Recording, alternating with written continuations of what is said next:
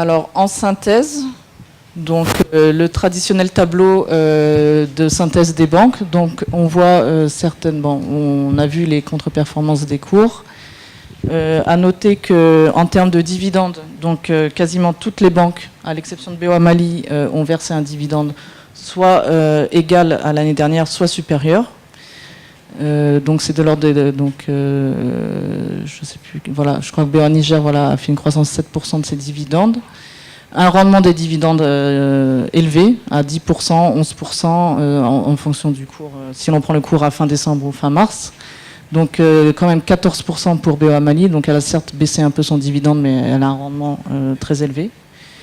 Et 11% pour BOA Sénégal, avec des croissances pour certaines banques remarquables.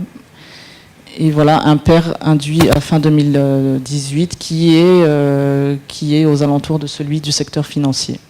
Voilà. Sachant que les banques de l'UMOA, on a une attention particulière à ces banques. Non, certes, elles sont cotées, donc on a un devoir d'information auprès de vous, mais aussi elles représentent en 2018 81% du résultat net part du groupe, de BOA Group, à l'échelle consolidée. Donc voilà, le groupe suit de près ces banques qui représentent un atout particulier pour nous. Ok, merci beaucoup Laura. Moi, en complément à votre préconclusion, ce que je pourrais également indiquer, c'est que la banque, entre 2017 et 2018, a fait de bonnes performances, en tout cas nos banques cotées. On fait de bonnes performances dans la sous-région.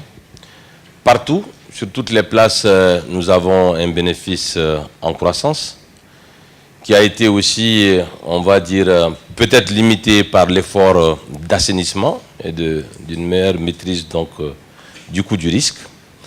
Grosso modo, si je peux donner un chiffre, nous avons distribué 38 milliards de francs CFA de dividendes au titre de ces banques cotées en 2017 et 2018. Donc, verra les instances de décision des différentes assemblées qui se tiennent actuellement distribuer donc 39 milliards de francs CFA.